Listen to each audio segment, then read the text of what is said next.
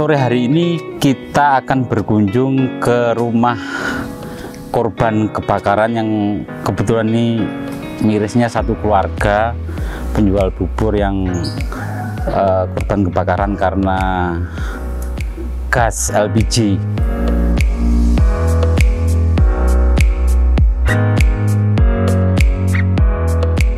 Enggak pas kena pada api tiba-tiba gitu, kaget terus lari. Enggak, digendong. Digendong sama ayah. Mana ayahnya? Namanya siapa ayahnya? Iwan siapa yo? Karena memang ada teman-teman, ada media, ada Pak Agus, ada pengusaha dan lain sebagainya. Itu titipan ini dari Unisma, tidak sangat banyak tapi moga-moga bermanfaat. Paling tidak ini bisa untuk memulai usaha baru. Dan nanti juga ada tambahan dari teman-teman dari Pak Agus ini, moga-moga ini bermanfaat. Dengan terima kasih.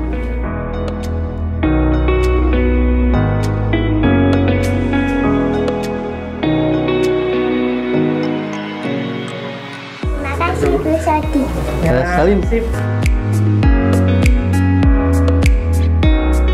Yang kita berharap semoga itu bisa bermanfaat, dan yang paling penting bantuan ini bisa menumbuhkan semangat yang bersangkutan untuk kembali bangkit, bekerja, bangkit untuk mencari bekal untuk ibadah kepada Allah Subhanahu wa Ta'ala. Pesan yang terakhir, kita semua jangan pernah lelah berbuat kebaikan, karena kebaikan itu tidak akan pernah lekang oleh zaman. Terima kasih. Wallahumma fiq la kamitorik. Wassalamualaikum warahmatullahi wabarakatuh. Waalaikumsalam warahmatullahi wabarakatuh.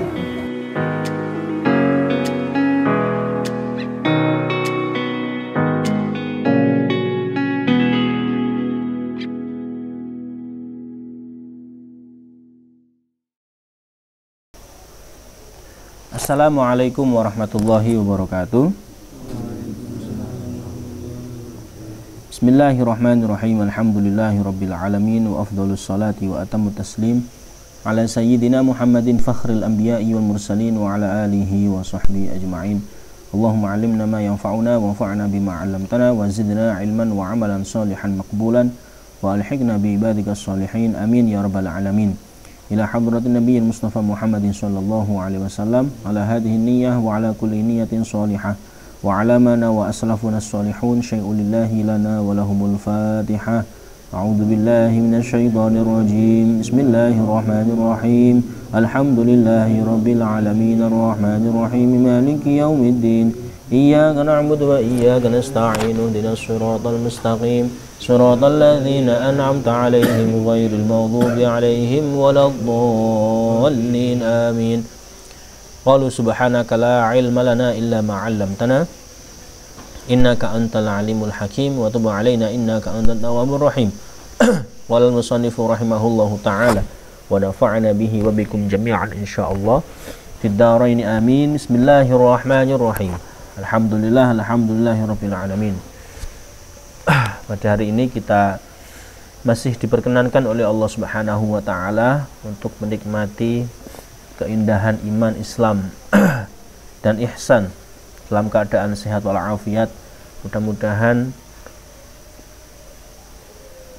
dengan dikumpulkannya kita di sini di majelis yang mulia ini dapat menjadikan sebab turunnya ridha Allah Subhanahu wa Ta'ala dan dapat menjadi sebab di syafaatnya kita kelak insyaallah fi yaumil qiyamah. Allahumma amin.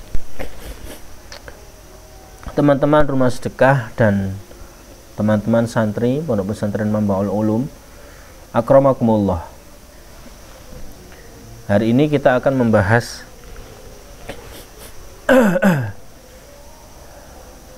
tempat lahirnya Rasulullah sallallahu alaihi wasallam dan ibu beliau serta wafatnya beliau.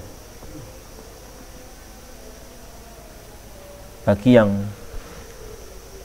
memiliki kitab bisa dibuka halaman 48, Nurul Ghalam Syarah ala Manzumati Aqidatil Awam, cetakan Darul Qutb Al-Islamiyah. Bismillahirrahmanirrahim.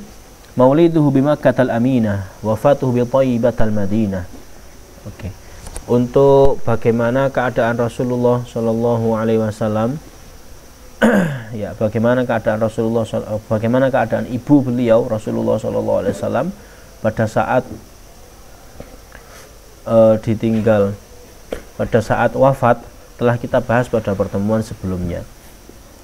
Nah, hari ini kita akan membahas lahirnya beliau, tempat lahirnya beliau di Mekah dan wafatnya di Thaibatul Madinah, di Madinah Al-Munawwarah. Serta kita akan membahas bagaimana perjuangan Rasulullah Shallallahu Alaihi Wasallam menghadapi berbagai macam dinamika dakwah dan hegemoni masyarakat pada saat beliau berada di Mekah Al-Mukarramah. Allahumma shalli wa sallim ala sayyidina Muhammad. Ayyajibu tegese wajib ala kulli mukallafin ing atase saben-saben wong mukallaf apa an ya'taqida nekotake ngiyakini sapa mukallaf anan nabiyya sallallahu alaihi wasallam setuhune Kanjeng Nabi Muhammad sallallahu alaihi wasallam iku wulida den lahirake sinten Kanjeng Nabi bima kata ana ing tanah Mekah wa ursila lan den utus sapa Kanjeng Nabi fiha ing dalem Mekah wa tuwfiya lan wafat sinten Kanjeng Nabi bil Madinati ing dalem Madinah wa tufina lan den kubur sinten Kanjeng Nabi fiha ing dalem Madinah. Pun wajib bagi setiap orang mukallaf meyakini bahwasannya Rasulullah Shallallahu Alaihi Wasallam dilahirkan di Mekah dan diutus di Mekah, wafat di Madinah dan dikubur di Madinah, mengawali dakwah di Mekah, wafatnya di Madinah Al-Munawwarah. Niki wajib. Ketika ada yang mengingkari hal ini, enggak, Nabi iku ora teko Mekah, tapi teko Jogja ngono misalnya, bahaya. Bisa membahayakan keimanan. Ya, bisa membahayakan keimanan. Bahkan sekitar tahun 2011-an niku di Malang ada satu sekte atau aliran yang agak nyeleneh. Okay. Dan sekte ini diikuti oleh banyak orang. Ya, sekte ini diikuti banyak orang. Mereka mengatakan rohnya Muhammad Shallallahu Alaihi Wasallam itu dari Indonesia. Rohnya Muhammad itu dari Indonesia. Buktinya apa? Buktinya orang Indonesia itu suka tahannus. Orang-orang dulu niku suka berdiam diri di gua, bertapa. Dan Rasulullah menjelang beliau menjadi nabi bertapa. Maka natijahnya Rasulullah orang Indonesia. Oke. Rasulullah adalah rohnya dari Indonesia. Seperti itu. Tentu ini berbahaya. Tentu ini berbahaya, dan kalaupun ada orang yang mengatakan tidak berbahaya, nggak ada gunanya. Nggak ada gunanya juga ngomong-ngomong seperti itu. Jadi mereka juga ada yang mengatakan rohnya Muhammad dari Indonesia, terus dilahirkan di kota Mekah. Nanti kalau sebagai Rasul Amin gitu ya, utusan Allah yang dipercaya, wafat ya sudah, jasadnya wafat. Kalau rohnya itu bisa hidup, nanti pindah kemana-mana, ke mungkin berpindah ke seseorang atau kemana. Nah, ini juga berbahaya yang seperti ini. Gitu ya. Orang ketika membaca Fatihah, waladhdallin amin, waladhdallin amin. Ada yang sekte ini juga menyatakan amin di situ maknanya adalah Muhammad Shallallahu Alaihi Wasallam. Tentu sangat jauh sekali, karena dalam gramatika bahasa Arab amin itu bermakna ai istajib, kabulkanlah ya Allah, itu amin, amin, bukan al amin Rasulullah dapat dipercaya, bukan. Okay. Itu cara arek pondokan awal-awal diguyu gitu. Okay.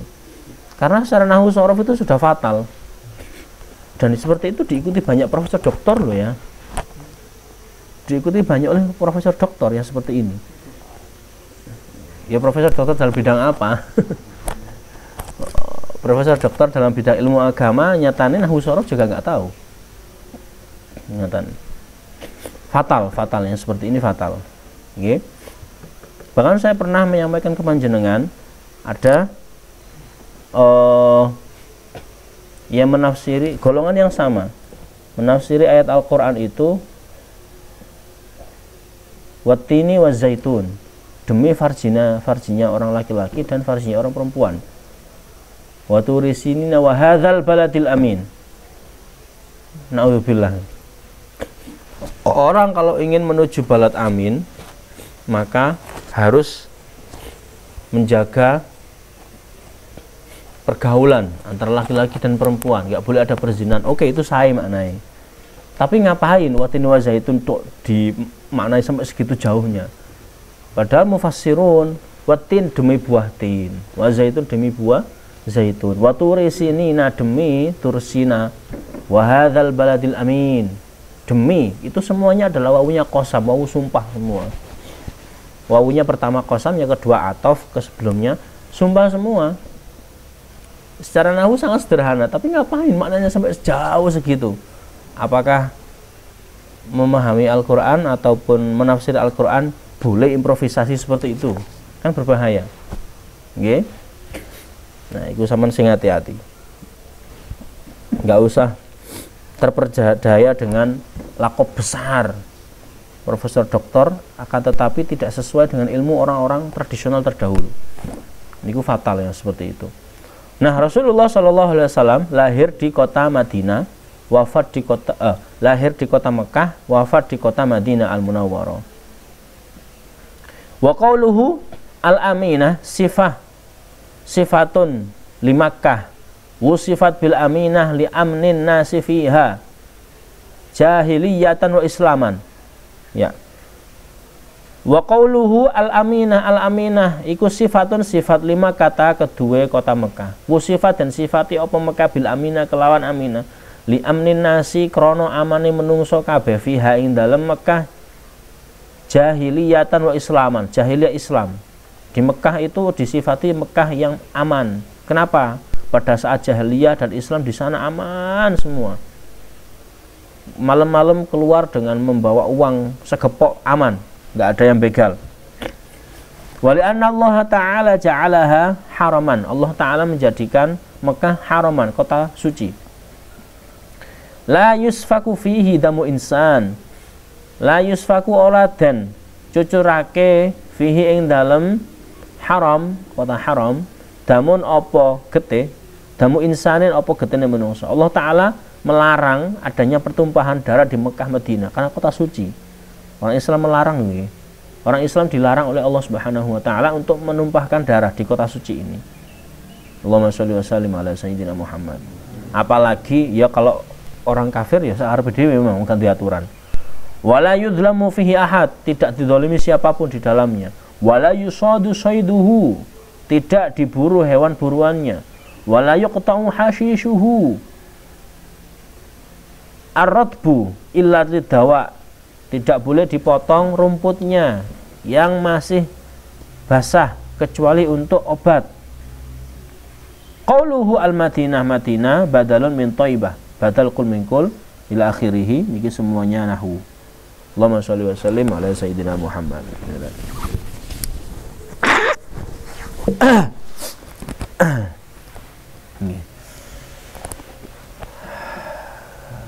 Niku lahirnya Rasulullah di kota Mekah, wafatnya di kota Madinah. Saya akan mengutip sedikit dari apa yang disampaikan oleh Imam Al-Wahidi di dalam kitab tafsirnya yang berkaitan dengan bagaimana perjuangan Rasulullah SAW berdakwah baik di Mekah maupun di Madinah.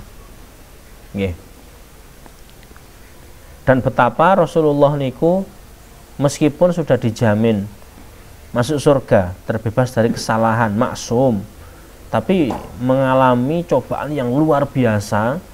Bisa jadi orang kalau nggak mempunyai keimanan yang sangat kuat seperti Rasulullah Shallallahu Alaihi Wasallam dan kasih sayangnya, tentu akan mudah patah, akan mudah menyerah. Qala al-mufassirun, kalau kana ghulamun minal yahud yakhdumu Rasulullah Shallallahu Alaihi Wasallam. Pada zaman Rasulullah Shallallahu Alaihi Wasallam, niku ada anak kecil dari bangsa Yahudi, dari ras Yahudi, yang menjadi khadimnya Rasulullah Shallallahu Alaihi Wasallam. Niku hebatnya beliau Rasulullah. Jadi meskipun orang Yahudi Nasrani, banyak yang kepingin jadi khadimnya beliau, khadimnya Rasulullah. Karena beliau baik.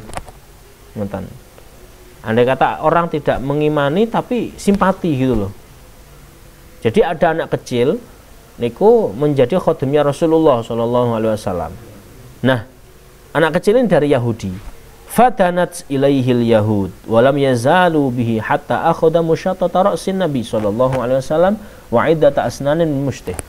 Nah, anak ini kemudian diperalat, didekati terus oleh orang Yahudi, karena orang Yahudi punya misi tertentu. Kamu anak kecil harus bisa berhasil mengambil beberapa helai rambutnya Rasulullah Shallallahu Alaihi Wasallam dan gigi sisirnya beliau. Diintervensi si anak ini. Anak kecil ya nggak tahu kan, sangat lugu lah, nggih. Fa'atoha al yahuda fasaharu fiha.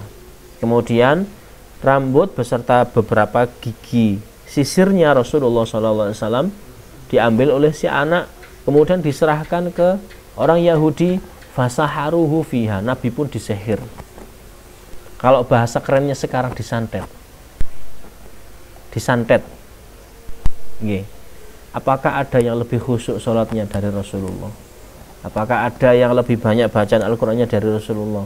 Apakah ada yang lebih rajin sholat subuhnya, habis subuh gak turu maneh, gitu nggih, dari Rasulullah? Tentu nggak ada. Dan beliau masih kena santet, rek. Ini diriwayatkan oleh Imam Al-Wahidi di dalam kitabnya tafsir, dan dibenarkan riwayat Imam Sahih Bukhari dan Muslim bahwasanya Rasulullah memang benar-benar pernah disihir, gitu nggih. Apalagi kita apalagi kita, nonton. Enggak, Ustadz, saya itu kok ikut padepokannya Gus Samsudin kok. Misalnya, enggak boleh ya di apa? Di sensor. Gus Samsudin wes. Tak sensor dhewe. Insyaallah aman wes, aman. Gak jamin rek wong Kanjeng Nabi ya kena sihir kok. Pemene sampean sing napa melo-melo anai. Kan gitu. Fa'atohal yahuda fasaharu fiha. Wa kana alladzi tawalla dzalika Labid ibnul A'sam al-Yahudi. Nah, yang nyihir beliau itu orang Yahudi namanya Labid bin A'sam. Tsumma dassaha fi bi'rin li Bani Zuraiq yuqalu laha Dharwan. Nah, beberapa helai dan gigi rambutnya Rasulullah Shallallahu Alaihi Wasallam niku diambil oleh si Yahudi ini, kemudian disimpan di dasar sumur namanya Dharwan. Sumur loh, rek. Sumur ada airnya, di dasar sumur tersebut ada batu besar, disimpan di bawah batu besar dasar sumur namanya Dharwan. Famarida Rasulullah Shallallahu Alaihi Wasallam wantathara sya'ru ra'sih. Rasulullah pun sakit keras, sakit luar biasa sakitnya. Saking parahnya beliau sakit sampai rambutnya beliau rontok. Orang kalau sakit sampai gundul rambutnya rontok kan parah banget nih, gitu ya. Dan kalau di zaman sekarang orang kalau sakit sampai rambutnya nggak ada, itu terindikasi kanker. Bisa kanker otak, penyakit berbahaya pokoknya. Nah, beliau niku sampai sakit rambutnya niku rontok. Kanjeng Nabi niki yara annahu ya'tin nisaa wa la ya'tihin wa ja'ala yadhuqu wa la yadri ma ara. Beliau kadang seakan-akan terbangun, seakan-akan nggih merasa mendatangi beberapa istri-istri beliau, padahal nggak mendatangi. seakan-akan memberikan nafkah batin kepada beberapa istri beliau, tapi enggak, pada akhirnya enggak. Dan beliau kayak niki orang linglung, bingung gitu nih, karena kena sihir niku wau. Fa bainama huwa naimun dzata yaumin id atahu malakani. Nah, ketika beliau tidur, kemudian dijenguk oleh dua malaikat. Yang satu duduk di sebelah sisi kepala beliau, yang satu duduk di sebelah sisi kaki beliau. Dan kemudian satu sama lain niki saling berdialog. Dua malaikat yang jenguk Rasulullah niku. Ma balur rajul, ini orang kenapa ya? Gitu. Yang satu mengatakan tubba. Terus yang satu lagi, apa itu tubba? Qala suhiro, dia disihir. Qala wa man saharahu, Labid ibnul A'sam al-Yahudi. Siapa yang nyihir dia? Labid bin A'sam al-Yahudi. Qala bima tabbahu, dengan apa dia nyihir orang ini? Bimushtin wa musyatatin, dengan beberapa helai rambut dan gigi sisir. Ngeten. Wa aina huwa, terus di mana itu dua hal tersebut? Fi jufi tal'atin tahta ra'ufatin fi bi'ri Dharwan. Ya, ternyata ada di satu sumur namanya Dharwan, berada di dasar sumur tersebut dan ditindihi batu yang sangat besar.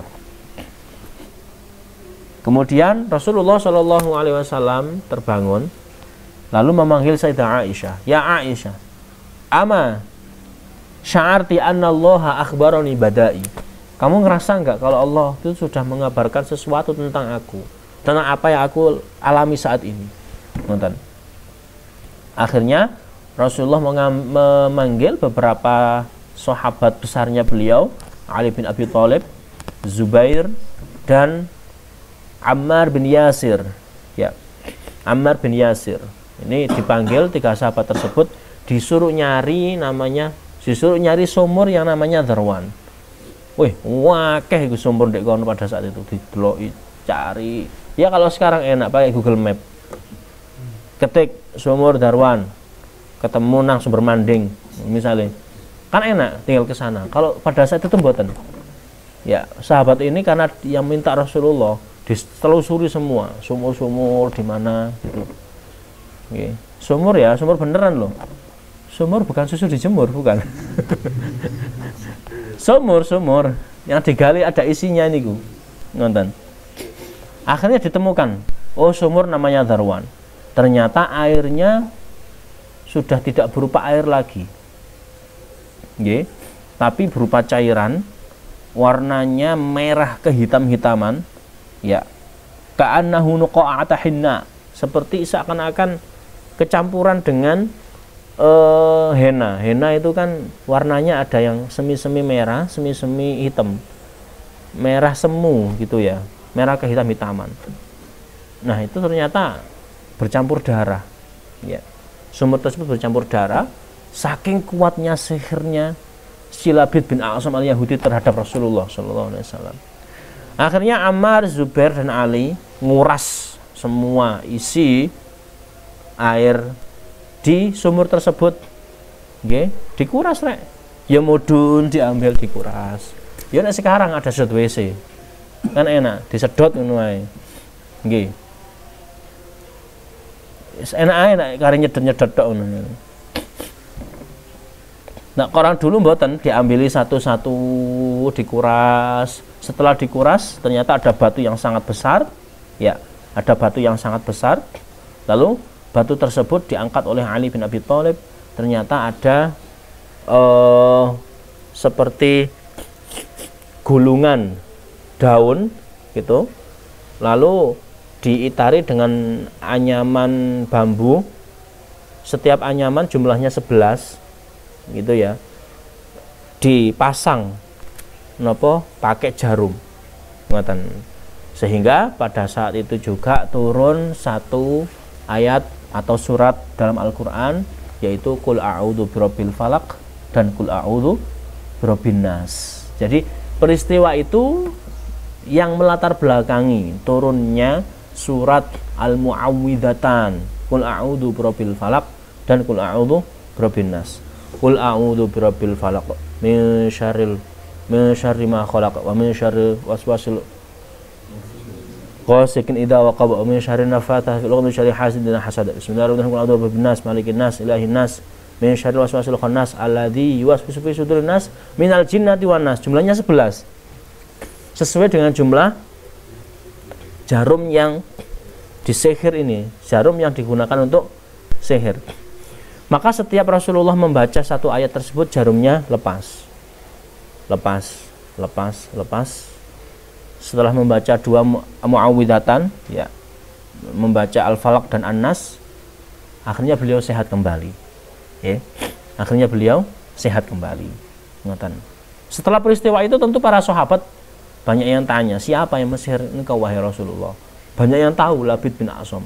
Ayo dipateni aja, dibunuh aja ya Labid bin Asam ini.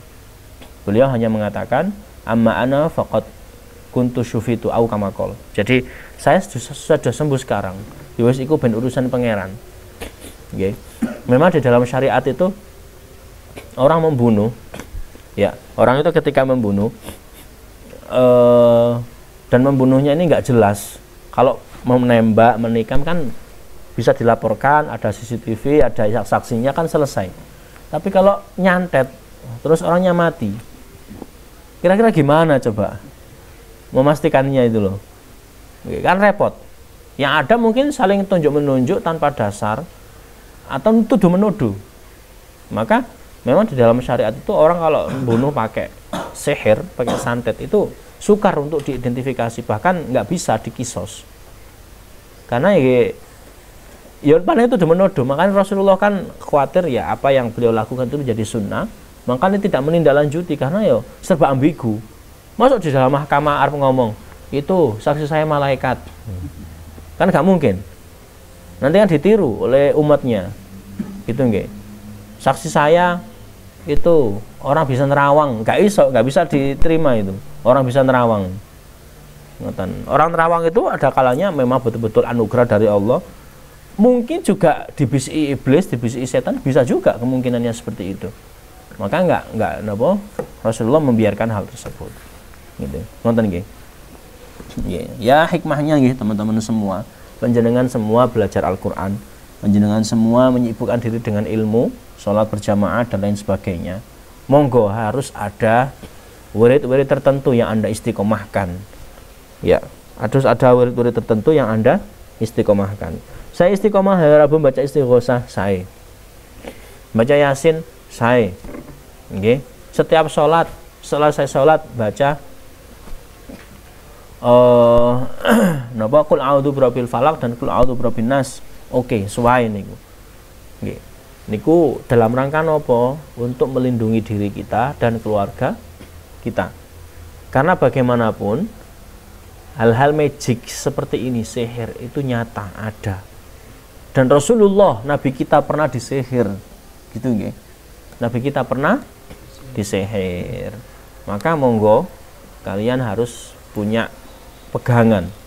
Gitu nggih. Ngantukan gak apa-apa. Asal nopo punya pegangan gitu. Pegangannya ya betul-betul pegangan Al-Qur'an, bukan pegangan yang lain gitu ya. Ngoten. Allahumma sholli wa sallim ala sayyidina Muhammad. Nyata hal yang seperti ini. Saya punya tetangga niku biasa ngirim nasi ke salah satu nopo perguruan tinggi besar di Malang. Gitu nggih. Padahal sudah dibungkus, nanti dapat setengah jam langsung mambu. Langsung basi. Mungkin itu Ustaz sik panas tapi ditutup langsung. Kan bisa basi kan kayak gitu. Masuk kok langsung setengah jam langsung basi rek. Pas ditanya yo enggak didinginkan dulu lalu ditutup langsung basi. Oke. Akhirnya ganti usaha, ganti jualan dawet dikemas, diplastiki gitu, dikirim ke kampus. Gak sampai setengah jam mambu lagi. Opo Jan? Ayo, Yang ahli fisika itu apa? Yang ahli biologi itu sebabnya apa itu coba? Kok bisa langsung mambu? Itu nggih. Nah, ternyata ya gitu, ada bunga, ada di motor beliau gitu, di bannya atau apa ngoten. Kadang ada beberapa hal yang nggak wajar, nggih. Orang nggak suka, berharap orang lain nggak laris, dia yang laris, melakukan hal-hal seperti ini, gitu. Nah, orang kalau nggak punya pegangan, nggih, entah wiritan Al-Quran, entah wiritan nopo, doa-doa tertentu, ya tentu kalah dengan hal-hal yang seperti ini. Paham nggih? Paham ya? Di pesantren di Unisma, ya, di Rusunawa, niku yang di beberapa di Rusunawa niku ada, bukan di Anul Yakinnya ya, di Rusunawanya, di Rusunawa yang reguler niku ada yang sampai pernah sesekali niku nopo melihat penampakan dan lain sebagainya gitulah, semacam itu, menjerit gitu-gitu. Itu kalau ditanya mereka yang apa yang seperti ini gitu nggih, yang seperti ini tuh kamu gimana ngajinya gitu. Oh, jarang-jarang Pak. Sholatnya bagaimana? Yo sesekali ada yang bolong, makanya gampang. Makanya gampang digudok. Insya Allah teman-teman rumah sedekah sama anak Mambaul Ulum itu luar biasa lah. Gak berani, takut semua. Gak berani, takut semua gitu. Gak wani nyedek. Kan faedah juga nggudo sampean.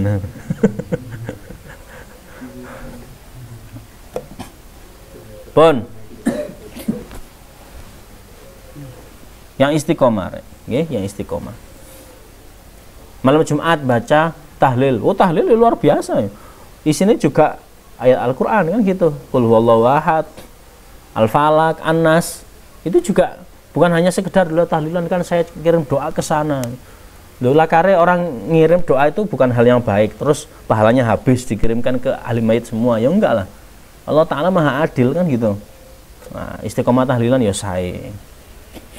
Sampean sholat meskipun ngapalno Al-Quran setoran ke Gus Rifki, tapi sholatnya maca kulhu ae senengane. Subuh kulhu ambek Al-Kausar. Oke. Kok maghrib kulhu maneh. Mari kulhu Al-Falaq An-Nas. Yes, bagus sih nggih. Iku bagus. Saya lah insyaallah. Cuman nggih ya Qur'ane didres lah nggih. Dibaca waktu sholat itu lebih menancap insyaallah. Saya punya dalil Ustaz. Jadi ada salah satu sahabat namanya Muawiyah bin Muawiyah Al-Laitsi itu ahli kulhu. Ahli kulhu. Nek bab ini langsung dalil. Ya antara dalil dan males itu tipis-tipis lah ya. Jadi Muawiyah bin Muawiyah Al-Laitsi itu ahli baca kulhu. Kemana-mana baca kulhu Allahu ahad, Allahu SWT. Al-Ikhlas terus sebelum masuk rumah, keluar rumah, sholat juga gitu. Akhirnya pas beliau meninggal, wafat, ya ternyata jenazahnya beliau diselimuti banyak malaikat, ribuan malaikat. Rasulullah tanya kepada beberapa keluarganya, ini punya amalan apa? Nggak punya amalan apa-apa, cuman kita sering melihat, mendengar dia itu baca kulhu, senengan baca kulhu, gitu ya. Makanya saya juga khawatir jenengan kebanyakan baca kulhu ngantukan akhirnya. Kebanyakan malaikat yang ngerubungi Anda. Makanya cuma wabut ngene ngono. Nggih. Habibi paling gak sepiro maca kulhu, makanya gak ngantukan. Soalnya dia nek salat niku baca Quran tengah-tengah.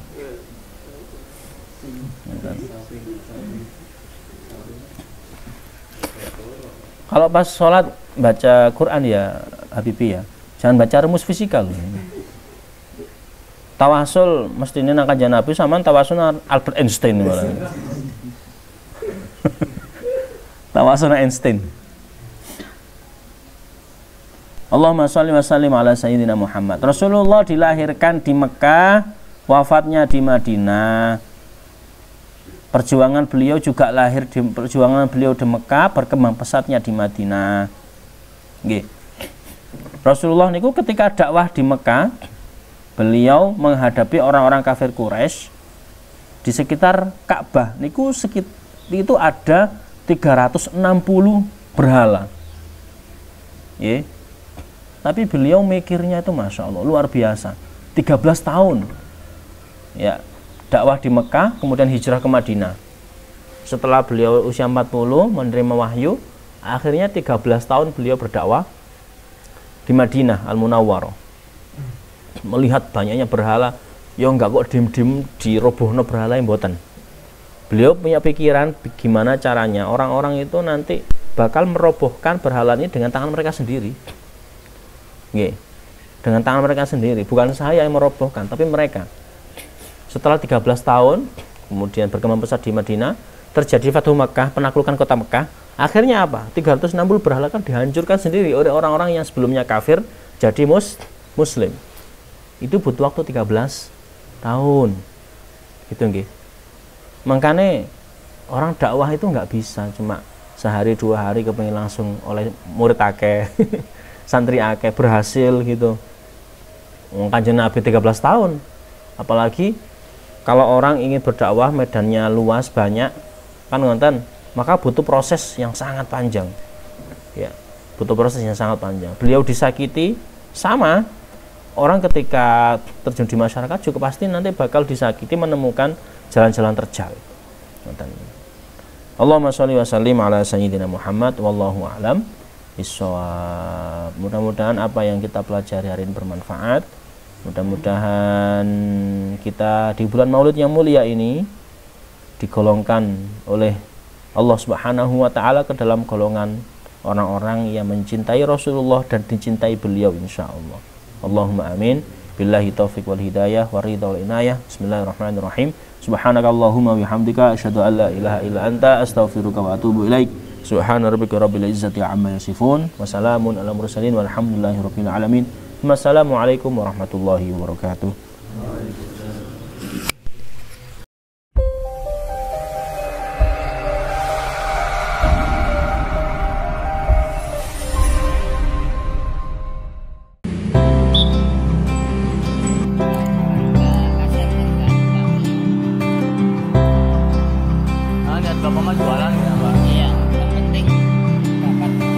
Berbagi bukan berarti mengurangi. Berbagi tidak mungkin tak berarti. Walau sedikit pun takkan menyakiti. Sesederhana senyum pun dapat mengobati hati yang letih. Banyak di luar sana orang-orang yang membutuhkan rangkulan tangan kita, berjalan bersama kita, tersenyum bersama kita.